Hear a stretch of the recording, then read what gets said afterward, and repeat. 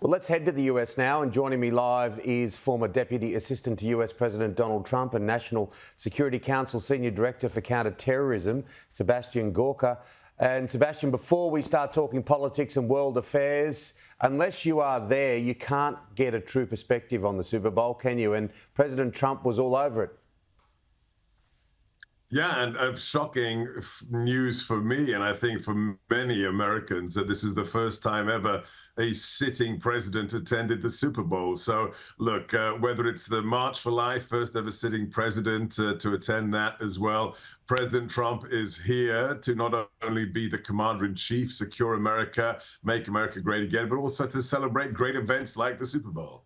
All right, breaking news this morning, and obviously a massive change of pace. We saw 3 more Israeli hostages released. It's an uneasy piece, isn't it, the ceasefire at the moment? Well, it is, especially for us in the National Security Council, because this is one of the top priorities for the president. It's not just to stop the bloodshed wherever it is occurring, including in Ukraine, but in the Middle East. But I have a whiteboard in my SCIF and my secure compartmented information facility in the National Security Council. And on it, I have the priorities for my team and for the president. And right at the top is U.S. hostages and all hostages who are being held by the jihadists responsible for that heinous, absolutely ghastly event that was October the 7th. What do you think will happen in Ukraine? Oh, I know what's going to happen. I can tell you. President Trump will bring peace to that benighted part of the world. Look, we just have to put all of this into historic perspective. When we were in the Trump White House the first time, we had 4 years of peace. Jews weren't being slaughtered as they were on October the 7th. We didn't have a catastrophic surrender of Afghanistan with the recrudescence of the Taliban and jihadists in Central Asia as we did under Biden. And we didn't have war on the European continent as we witnessed under the last administration. When was Crimea taken? Under a Democrat president, Biden. When was Russia invaded again? Under a Democrat president, from Obama the first time for Crimea, and then for the second invasion under Joe Biden. So President Trump is the only man who can bring peace. Those negotiations are occurring right now, and the bloodshed will stop. As great allies, Australia and the US, one of the concerns here, obviously, is around tariffs, and we're right in the middle of the whole steel aluminium drama. How do you perceive that?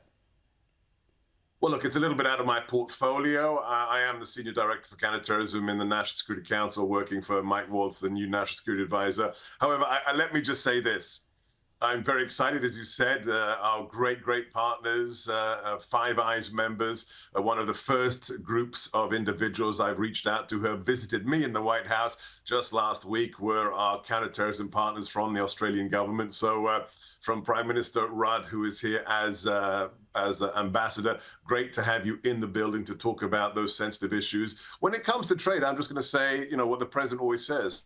We are interested in free trade, but it's got to be fair trade. If you want to get into more details, I am happy to connect you with Peter Navarro and the others who are working these issues. But when it comes to national security and counterterrorism, we are joined hip to hip with our Australian brethren. So very excited to be in the White House and welcoming people from the Australian government. Sebastian, the administration have really hit the ground running. Have you had any sleep? I used to be asked during the first administration, because I did, a bit of media for the boss back then. Hey, when President Trump's tweeting at 4 a.m., that's you, Seb, isn't it? And I used to say, I need sleep. That's President Trump. It's quite remarkable. 8 years ago, I coined the phrase moving at the speed of Trump. I need to come up with something new. Maybe you can help me, because Trump's speed isn't just covering the truth. It's turbo Trump. It's speed of light Trump. This man is indefatigable, from the Super Bowl to the fixing the border to having his team in Munich. To we have initiated in less than a month more than 400 executive orders and executive actions. And the crazies and the America haters and our enemies just can't keep up with this man who's a quarter of a century older than I am, and I can't keep up with him. Nobody in his cabinet moves quite as fast as he does, but he's a man on a mission to make America great again. You've got a better lens, obviously, than us, a very accurate and inside lens. What is Donald Trump like when the lights are off, the cameras are off? It doesn't happen often, but what is he like? Can you give us a little insight? Totally. Yeah, I've done a lot of public speaking in the last 8 years. Wherever I go, whoever the audience is, whatever the topic is, sooner or later, that is the question the crowd asks. What's he really like? And let me tell you now, on Sky News across the world, I'm sorry to disappoint you. If you've been awake for the last 50 years, if you've seen President Trump, in action, that's what he's like, whether he's in front of 60,000 people in a stadium or whether it's just the two of you in the Oval Office. What you see is what you get. That's why 77 million Americans voted for him. I've lived in this stinking city of Washington for 18 years now. Everyone else in the political class, they've got this Janus face, the perfect smile, the perfect teeth in public. Behind closed doors, it's a little bit different.